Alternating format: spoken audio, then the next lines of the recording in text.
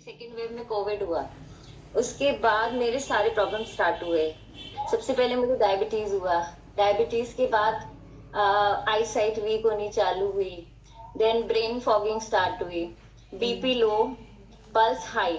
BP low तो रहता था 60/90 ऐसा रहता था, एंड पल्स रहती थी 132 रेस्टिंग स्टेट में, नॉट वर्किंग, रेस्टिंग। मैं सो रही हूँ तो भी मेरी, और पल्पिटेशन इतनी हाई रहती थी कि मेरी हार्ट बीट मुझे ऐसे पता चलता था।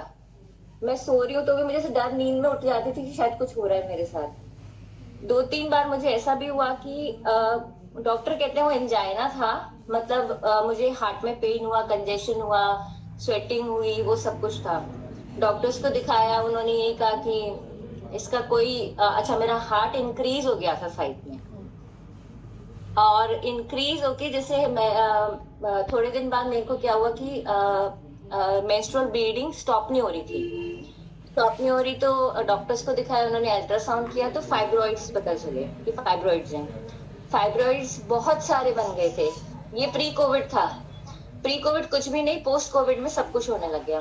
देन आफ्टर दैट वो बल्की हो गया था यूट्रस, उसकी वजह से यूरिन कंट्रोल नहीं हो रहा था, मोशन कंट्रोल नहीं हो रहा था, और ब्लीडिंग मेडिसिन से भी स्टॉप नहीं हो रहा था, एलोपैथी से स्टॉप नहीं हुआ। उसके बाद फिर उन्होंने कहा कि आप यूट्रस रिमूव करवा दो, बिकॉज हार्मोनल्स नहीं दे सकते, एज अभी कम है, एज मेरी थी तब 39, तो नहीं दे सकते। फिर उन्होंने मुझे यूट्रस रिमूव हो गया मेरा लास्ट ईयर। जब यूट्रस रिमूव हुआ उसके बाद फिर हार्मोनल इश्यूज चालू हो गए, क्योंकि मेंस्ट्रुएशन स्टॉप हो गया तो मेनोपॉज आ गया, मेनोपॉज इस एज में आना तो फिर वो हार्मोनल्स इशू हो गए। उसके साथ मेरे को ये था कि ओबेसिटी इंक्रीज होती जा रही थी क्योंकि वो हार्मोनल इश्यूज हो गए। हेयर फॉल था, स्किन प्रॉब्लम्स थी, अच्छा मेरा लिवर भी फैटी लिवर था, पैनक्रियास प्रॉपर वर्क नहीं कर रहे थे, ब्रेन फॉगिंग था, आईसाइट वीक थी, सब पूरी बॉडी खराब हो चुकी थी। देन मेरी सिस्टर है, उन्होंने मैम से उसने प्रीनेटल ले रखा था, उसने कहा कि एक बार मैम को ज्वाइन करो। दीदी कुछ मतलब मेरा ये शोल्डर था, अभी डायबिटीज से था, I don't know what happened, ये पूरा हाथ वर्क करना बंद कर दिया था।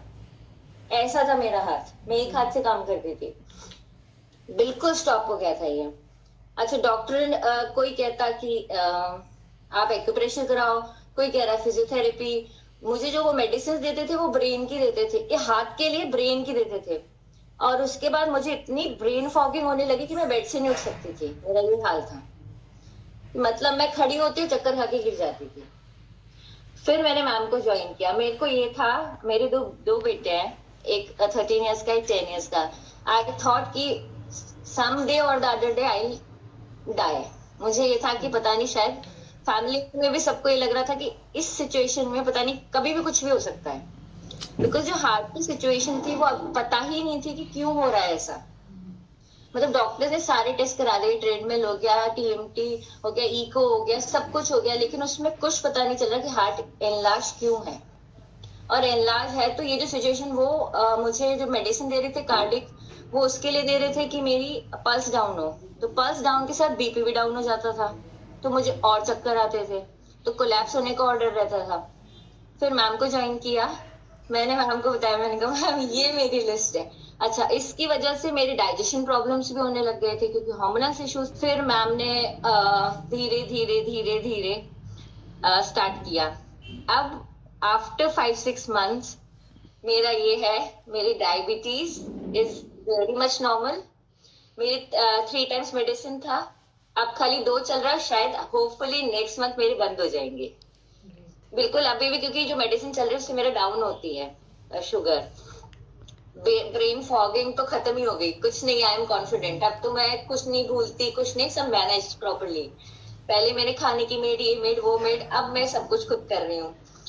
मेरी pulse rate very much normal 72, मेरा हार्ट बीट बिल्कुल सही है, मेरा बीपी वेरी मच नॉर्मल, मतलब 120/80 बिल्कुल सही है, एंड मेरा हीमोग्लोबिन लेवल सही हो गया, मेरी डायबिटीज क्योर है।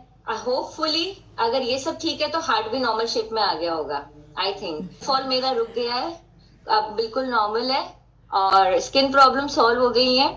अब मतलब जो मैं मेडिसिन दिन में 10 to 12 टैबलेट्स खाती थी। अब मेरी खाली डायबिटीज की चल रही है बस, वो भी शायद होपफुली मेरी नेक्स्ट मंथ बंद हो जाएगी। एंड जो मेरा हाथ का था problem, I am very much normal, सारा काम मैं खुद कर रही हूँ, कुछ मुझे जरूरत ही नहीं पड़ रही है अब किसी की भी। और सबसे मेन जो होता है ना, आई एम नाउ कॉन्फिडेंट। अब मुझे है कि मुझे जीना है, मुझे अब आई एम हैप्पी। नहीं तो पहले ये था कि मुझे लगता था कि मतलब आज नहीं तो कल बस मैं खत्म होने वाली हूँ, but now I am happy. मेरी फैमिली मतलब सबको ये लगता है कि हाँ और एक वो हो जाता है ना कि एग्जाम्पल सेट हो गया है कि अरे इतना सब कुछ योगा से ठीक हो सकता है, तो कुछ भी हो सकता है। मैं तो miracle Sumati, I am so blessed. Miracle है। मुझे अपने आप में बहुत ब्लेसिंग्स फील हो रही कि मैं आपको कुछ दे पाई। मतलब मेरे को ये लगता था कि शायद मैं इससे भी ज्यादा अभी और परेशानी में आने वाली हूँ। और मतलब मेरे 2 छोटे बच्चे हैं, मेरी फैमिली है, पता नहीं क्या होगा, कैसे होगा, मतलब फ्यूचर नेगेटिव ही नेगेटिव दिख रहा था मुझे। बट अब मेरा वेट मेरा था वो मेरा 8 kgs रिड्यूस हो गया। एंड फ्लेक्सिबिलिटी वो सब कुछ, वो तो सब साइड की बात है, मतलब वो तो योगा से कोई भी ले लेगा। और अस्थमा की वजह से हॉस्पिटल में रहते थे हमेशा। मैं तो भूल गई, मैं तो भूल जाती हूँ इतनी सारी चीजें। मेरे लंग्स ना कोविड की वजह से 70% डिस्ट्रॉय हो चुके थे, डैमेज्ड है। और मेरे को अस्थमा पहले से था, कोविड से पहले। तो उसकी वजह से जो मुझे कंजेशन होता था ना, अभी आई एम इन गंगानगर, यहाँ 2-3 डिग्री टेम्परेचर है, मैं आपके सामने कैसे बैठी हूँ, मुझे फील ही नहीं होता ठंड। नहीं तो मैं पता नहीं कितना वूलन, कितना हीटर सब कुछ चला के, लेकिन अब मुझे फीलिंग ही नहीं आती। हाँ, तो थोड़ा चेंजेस आते वेदर में, हल्की सी जुकाम हुई, ठीक हो गया। नहीं तो पहले मुझे हॉस्पिटलाइज होना पड़ता था, इम्यूनिटी भी इम्प्रूव, ऑक्सीजन सपोर्ट पे जाना पड़ता था। अब कुछ भी नहीं है, मैम है, मैं बस कुछ भी होता है मैम ये हो गया चलो आगे से कर देते हैं। मुझे सांस भी नहीं आती ना, कंजेशन हो रहा है, जुकाम हो रही है, ये हो रहा है, खांसी हो रही है, मैं छोड़ती नहीं हूँ, मैं कहती मैम ठीक करो, मतलब आप मुझे सांस दिलवाओ, आपको दिलवानी है, अब कैसे करवाओगे, मुझे मेरे लंग्स खोल दो। और वो 1 घंटे में ऐसा होता है कि मुझे वापस सांस आने लग जाती है, मैं बिल्कुल नॉर्मल होके उठ जाती हूँ। अगर मैं ना करूं, अब आज ये होता है कि मैं नहीं करूं ना, तो पता नहीं मेरे साथ क्या क्या हो जाए, वापस रिवर्स। इसलिए मैं एक दिन नहीं छोड़ती। मैं मैम को कहती हूँ आप संडे में करा दो, सैटरडे में करा दो, मैं रेडी हूँ। बट ये ब्लेसिंग मैम मेरे लिए, मैं कहती हूँ ना मैम में वो एम हटा दो, लास्ट वाला माँ बन के आ गई। फैमिली में सबको ही कहती हूँ कि आप ज्वाइन करो, अपनी लाइफ चेंज करो योगा करके। I am very much happy. तुमने बहुत बड़ी बात बोल दी बच्चे। Really appreciate. Thank you so much, God bless you. Thank you.